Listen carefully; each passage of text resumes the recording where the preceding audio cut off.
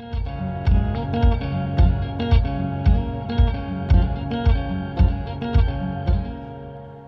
Aysanabee. I'm an Oji-Cree singer-songwriter from Sandy Lake First Nation.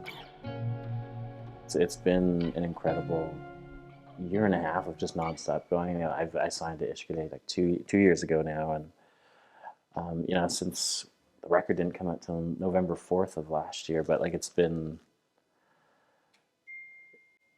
nonstop. It's been nonstop. So you'll have to ask me. I get asked this question, and then I'm always like, "Oh, ask me next month when I have time off." And then I'm like, "Ask me." Oh, actually, now that time's full. Ask me that next month. Just taking it day by day. Honestly, like I kind of like moments like today where we actually took the afternoon to go by the ocean and kind of just reflect a bit. I think that's where I kind of find a little bit of just a little bit of reflection there, just because like it's easy for me to get tunnel vision and just be like, this is the next thing I got to do, and this is the next thing I got to do. But yeah, I'm really like, I have so much gratitude for getting all this recognition from my peers, and it does mean a lot.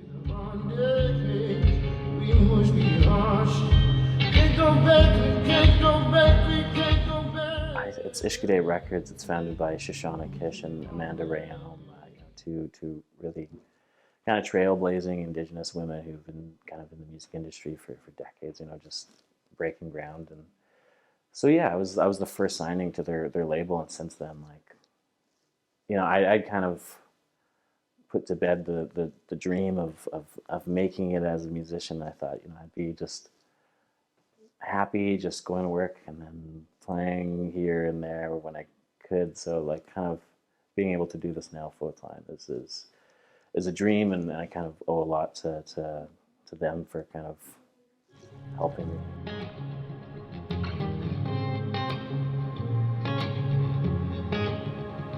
I've worked up in the wilderness, and kind of we all had these kind of near-death experiences, which kind of were kind of normalized just by being in the wilderness. Someone sawing their leg open and having to like hike 9 kilometers out. Someone getting charged by bears, and all these different things, and we always kind of joke about it. But I think I worked this job and I'd fallen through the ice, and I kind of had this experience where like, that one was not as easy for me to kind of laugh about, because like I've had 2 family members who had frozen to death, and that was going through my mind, and breaking through the ice and thinking of myself getting sucked under, and my family wouldn't be able to find me till spring.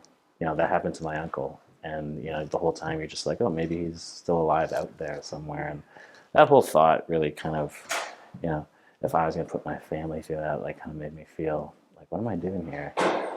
And so I made this promise to myself, if I got out of there, I'd do what I feel like I was meant to do. And so made it out of there, and I moved to the big city to go try and be a musician.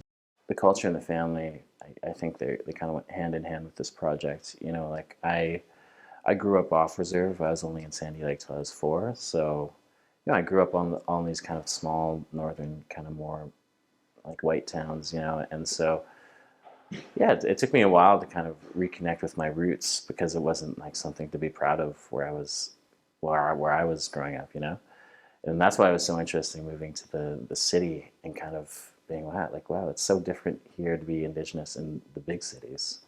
Like there's these little pockets where the culture is more celebrated versus not celebrated, and quite the opposite. So yeah, I think making this album, which started during the pandemic, my grandfather, I remember having these conversations with him and being worried that he would get COVID, and him kind of losing his memories, and in that moment, the whole there's this urgency for me to record these stories and get to know more about who I am, because yeah, as a person, like an Indigenous person, like many people, Indigenous people, like reconnecting, a lot of the time all we have is our family to kind of share these stories, and my grandfather at the time was like my last kind of direct connection to all our family history and how we got from A to B. So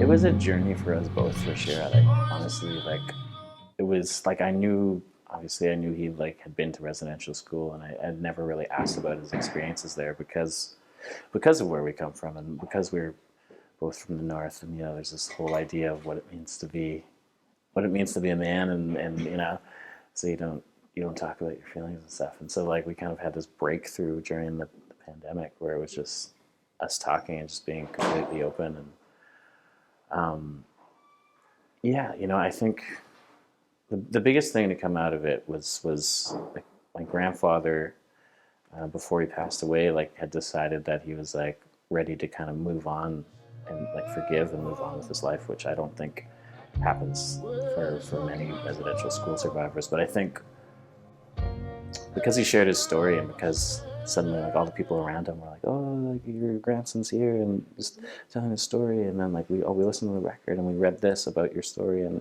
and so he was more like able to like speak about it more openly, and I think he just got like this, like, I'm not sure if validation is the right word, but he definitely got like closure.